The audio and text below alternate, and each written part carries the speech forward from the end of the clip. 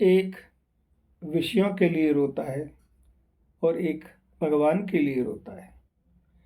जो विषयों के लिए रोता है उसको आदि, मध्य और अंत में दुख ही दुख है, क्योंकि विषयों में दुख ही दुख है। और जो भगवान के लिए रोता है उसके आदि, मध्य और अंत में सुख ही सुख है, क्योंकि भगवान में सुख ही सुख है।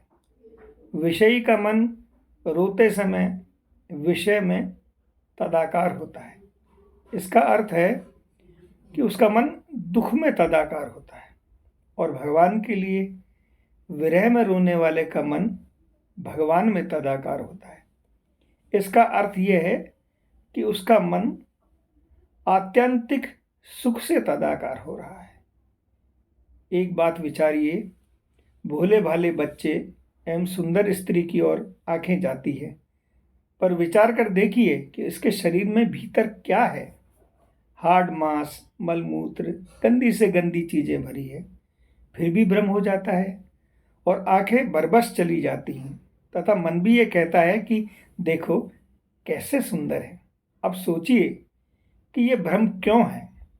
इसमें आंशिक रूप से श्री कृष्ण मौजूद हैं, और वे हैं इसलिए ये भ्रम हो जाता है कि यह सुंदर है। फिर भला स्वयं श्री कृष्ण जिसे नटवर नागर मुरलीधर के रूप में किसी के सामने आ जाते होंगे, उसकी क्या दशा होती होगी, जिसकी एक चमक मात्र से ऐसा भ्रम हो जाता है कि हाड़ मांस मलमूत्र का थैला इतना सुंदर प्रतीत होने लगता है। फिर जब वे स्वयं ही निज रूप में जिस समय दर्शन देते होंगे, तो उस समय की दशा कितनी विचित्र होती होगी।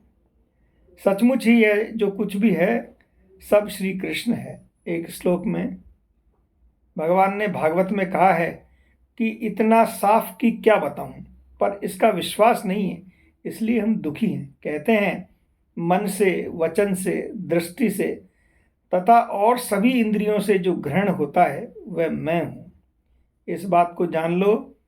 अब विश्वास हो तो अपने पुत्र या स्त्री को तो आंखों से आप देखते ही हैं। आंख से ही देखी हुई चीज श्री कृष्ण कहते हैं मैं हूं।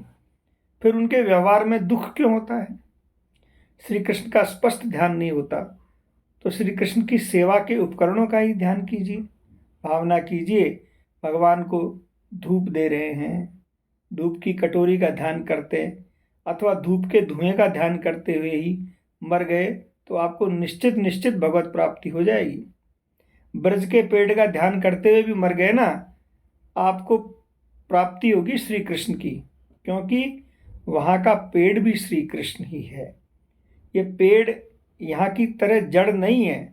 मान ले कोई ध्यान करता है कि वन में श्री कृष्ण लौट रहे हैं, संगमरमर की सड़क है, आगे पीछे गाय है, सड़क के दोनों किनारे बड़े बड़े आलीशान महल है, महल के नीचे फुटपाथ है, उस पर हरे हरे वृक्ष लगे हैं।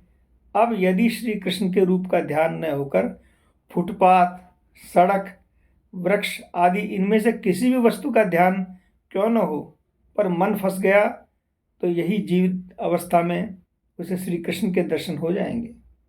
साधन पूरी होने के पहले ही मरना पड़े तो मरते समय चाहे किसी भी वस्तु का ध्यान क्यों न हो, यदि वह श्री कृष्ण के वृंदावन भाव से भावित वस्तु है, चाहे पेड़ पौधा क्यों न हो, तो उसे निश्चित ही भगवत श्री कृष्ण की प्राप्ति ही होगी। इसका कारण यह है कि वृंदावन के पेड़, सड़क, डंडा, पत्ता, मकान, खंबा जो कुछ भी है वह सर्वदा सच्चिदानंदमय श्री कृष्ण ही है। इसलिए लीलाओं के ध्यान में बहुत आसानी है। जय जय श्री राधे निताई गौर हरि बोल।